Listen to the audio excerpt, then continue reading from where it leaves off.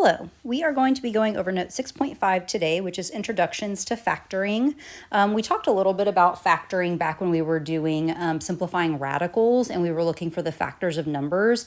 But today we're going to talk more about simplifying expressions by factoring. And so the process is going to be similar, but not quite the same.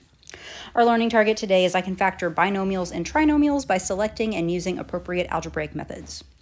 The one vocabulary word that we have for this lesson is greatest common factor, and this is going to be the largest factor that two or more terms have in common.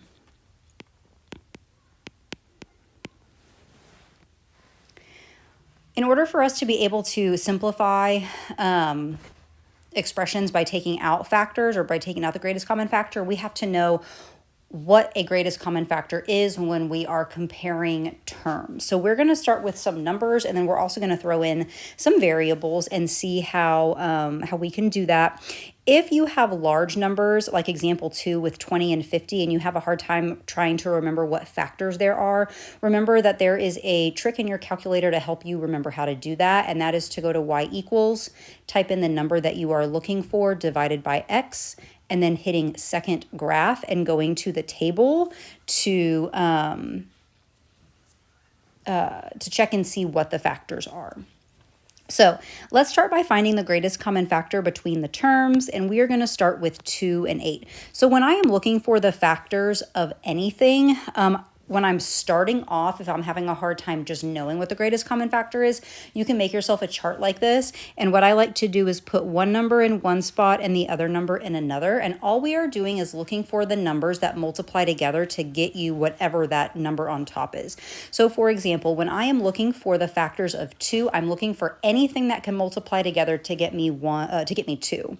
2 is prime, so my only options are 1 and 2. And now I'm going to go over to 8, and I know that 1 times 8 will get me 8. And I also know that 2 times 4 will get me 8. So if you look at the factors that I've listed in this little T-chart here, what I can do is I can circle all the factors that these have in common. So both numbers 2 and 8 have a factor of 1 in common. Both numbers also happen to have the number 2 in common. 2 does not contain a factor of 8 and does not contain a factor of 4. So because of that, we know that the common factors of 2 and 8 are 1 and 2. And then what we like to do is we like to determine which one is the greatest. And obviously 2 is greater than 1. So we would say that our greatest common factor, or GCF, will be 2. Let's move over here and let's talk about the factors of 20 and 50. Again, if you have a hard time doing this off the top of your head, you can use your calculator to help. The factors of 20 are 1 and 20. We have 2 and 10. We have 5 and 4. And I think that's it.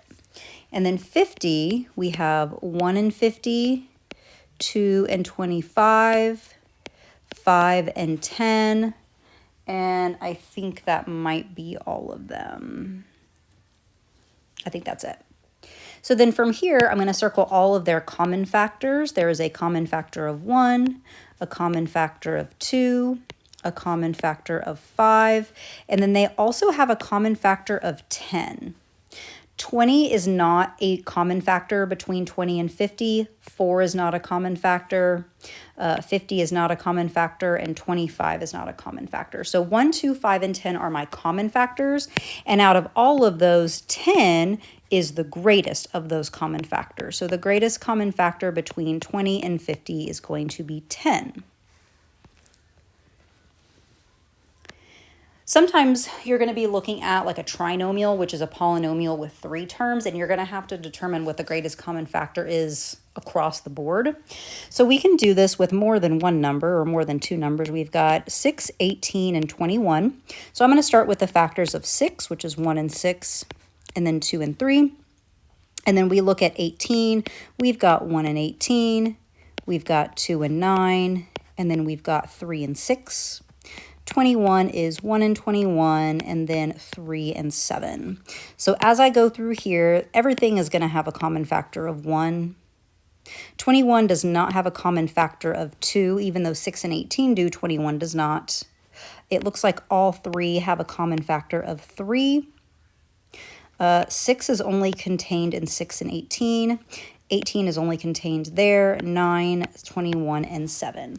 So even though we have three numbers, 6, 18, and 21, they only have two common factors, and those common factors are going to be 1 and 3. But the greatest of those common factors is 3. So finding the greatest common factor with numbers is pretty easy to do. But now what we need to do is we need to determine if we have common factors with variables. And the process is actually the same. So when we look for the common factor in variables, we are just saying how many times do I need to write that variable based on the exponent that I'm provided. So x is really just x to the first. And the only way to get x to the first is just 1 times x. So that's just x. And then x squared is just x times x. So when you look at variables, you are looking for the greatest number of times the variable is present. And if you look between x to the first and x squared, x is only once provided in x to the first and then twice in x squared, but we can only take the greatest of the two and they only have an x in common. So our greatest common factor is going to be x. And I know that I didn't explain that super well, so let's just do another example. We're going to look at x to the third and x to the fifth. So we've got x to the third and x to the fifth. X to the third just means that I am multiplying x by itself 3 times. X to the fifth means I'm multiplying x by itself 5 times. So when you look at variables like this, did I circle that in pink? I did. They have 1x in common. They have 2 x's in common. They have 3 x's in common, but then x to the fifth only contains a 4th x and a 5th x. So the greatest common factor between x to the third and x to the fifth is x to the third.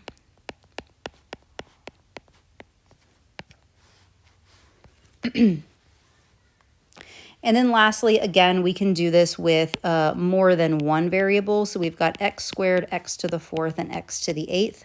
X squared is just x times x. X to the fourth is x times x times x times x. And then x to the eighth is, there's 8 x's.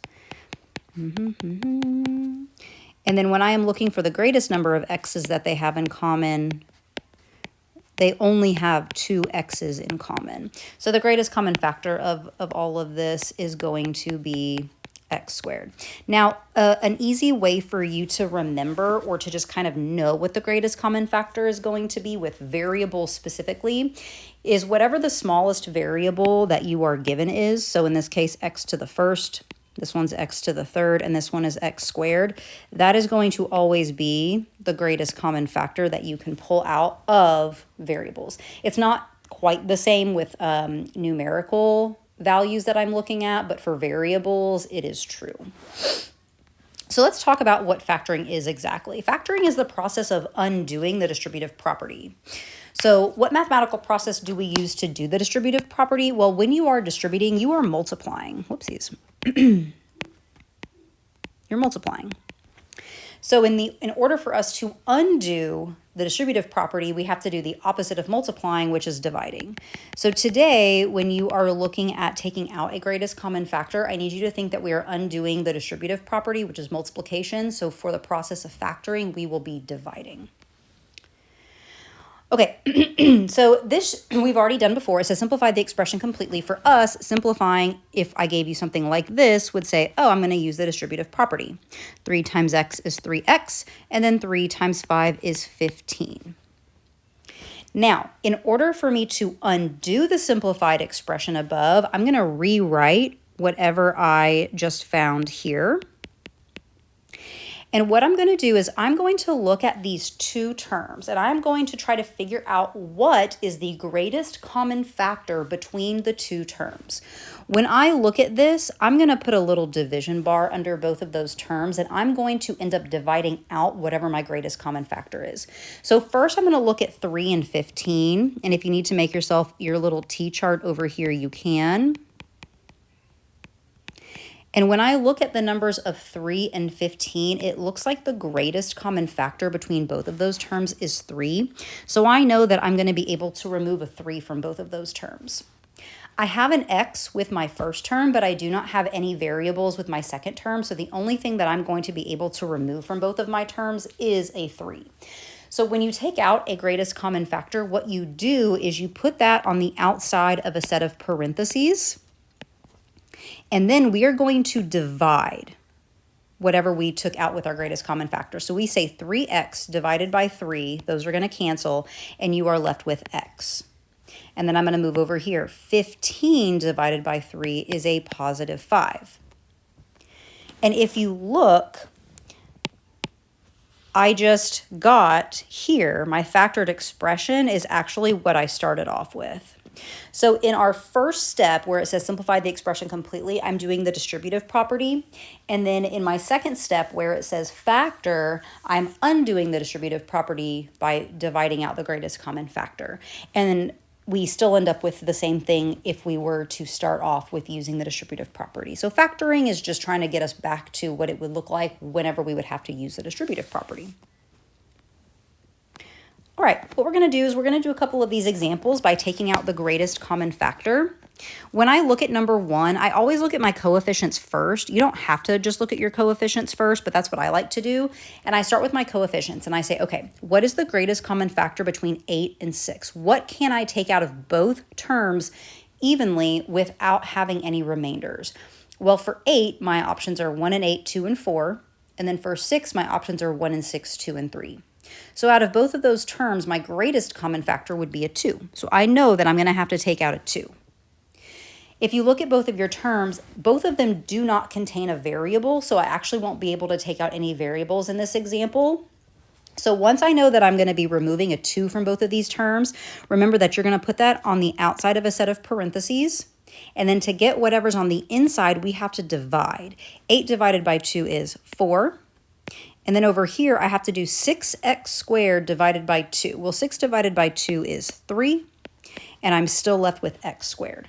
So this is going to be my factored expression. If you want to check your answers, you can always go back and use the distributive property. 2 times 4 is 8. And then 2 times 3x squared is a positive 6x squared. And that is what we started off with here at this step, so I know I did it correctly. You don't have to do that. You don't have to go back and check, but sometimes it might be a good idea. Looking at number 2, between 2 and 4, my greatest common factor is 2. I don't have an n in both of my terms, so I'm just going to leave that n alone, and then I'm going to divide. 2n divided by 2 is n. Negative 4 divided by 2 is negative 2. And that is my factored expression. Moving over to example 3. First, I'm going to look at my coefficients. I've got a 4 and a 12. The greatest common factor between 4 and 12 is 4. But then if you look at these two terms, you also actually have a variable, and it's the same variable. You have an n squared and an n. Remember earlier I told you that when you are working with variables and you are trying to pull out a greatest common factor, you're always going to be able to pull out the smallest exponent with your greatest common factor. So you have an n squared and an n to the first. The smaller out of those two is n to the first. So we can take out an n to the first from both of those terms. When you take that out, remember that that goes on the outside of a set of parentheses, and then we have to divide to see what we're left with. 4n squared divided by 4n, the 4's cancel. And then at this step, we actually have to use the laws of exponents. And remember that the laws of exponents say that when you divide like bases, you subtract your exponent. So 2 minus 1 is 1. So you are just going to be left with n to the first. And you don't have to put a 1 on all of these n's. They're just there so that you know where I'm getting my values from. Over here, my n's to the first cancel. And then you're just left with 12 divided by 4, which is 3. And there is your factored expression. All right, let's go. I'm going to skip number 4, and I'm actually going to take a look at number 5. Notice that the first term specifically has a negative in front of it. If that first term ever has a negative, it doesn't matter what any of the other terms have for their signs, you're always going to have to take out a negative. So no matter what, on this first thing, I have to take out a negative. And then between 12 and 3, my greatest common factor will be a 3. I only have an a in one of my values in one of my terms, so I'm just going to leave that a alone. I'm going to take out my greatest common factor of negative 3. When I divide this, 12 divided by 3 is 4, and then that a just hasn't gone anywhere. And then this is a problem that I see often. Anytime that you try to divide something by itself, you guys always want to say that it doesn't exist, it's just gone, but it does exist. When you divide anything by itself, you actually end up with a 1, okay? And that 1 is important because if we were to go back and distribute this, let's say that I didn't put that +1 and I just said that this was my final answer, you would only get negative 12a, but your original problem still has this negative 3 in the back. So it's important that we actually keep that 1 there so that when I go to multiply, we know that negative 3 times a positive 1 is a negative 3, and now I am for sure back to where I started. So just be really careful when you are dividing a number by itself that you don't make the whole thing go away, that you keep that 1 available. Let me box this so we don't forget that that's our final answer. Taking a look at number 6, when I look at 5 and 4, there is not a greatest common factor. Your greatest common factor is 1. And whenever we have something like this, you do not need to take out a 1. If you would like to, you can, but it's not going to change anything. However, in both of these terms, we do have an r variable, and I'm going to be looking for the smallest exponent with my r's, and that's going to be r to the first. So I know that I can take out an r to the first. So I'm taking out a 1 r to the first. When I divide, those cancel, and I'm left with 5. Over here, when I divide, 4 divided by 1 is 4, and then r squared divided by r to the first is just r. And that's going to be my final answer. It's also okay in a problem like this if you don't, well, that's not what I wanted. Okay. If you just have an r there, that is also acceptable. You don't have to put the 1 there. Okay, let's take a look at number 7. I'm probably only going to do 1 or 2 more of these, and then I'm just going to call it quits because I feel like you have the general idea. But I'm going to have the, the completed notes done. I just don't have them done for this video for the sake of time. Okay, when we look at number 7, notice that your first term has a negative. So no matter what, I know I'm going to be taking out a negative from both of these terms. When you look at 12 and 16, I know that 12 is 1 and 12, 2 and 6, and then 3 and 4. And then 16 is 1 and 16, 2 and 8, 4 and 4. So when you are looking at the greatest common factor between these two things, it looks like 4 is actually going to be my greatest common factor. So I'm going to go ahead and drop that down there. And then both of my terms also have an n in them. So because they both have an n, I'm going to take out the smallest n, which is n to the first. And so my greatest common factor is negative 4n. Now I'm going to do my division. Negative 12 divided by negative 4 is a positive 3. And then n squared divided by n to the first is n. Over here, I've got a positive 16 divided by negative 4. So that's going to be a negative 4. Those n's cancel. And that is going to be my final answer for number 7. Okay, I am going to move down to example 11 and 12. I would like to do these trinomials with you because we haven't done one like this yet. So when you look at 11, notice that you have 3 terms now, and so I need to look for the greatest common factor that all 3 of these terms have in common.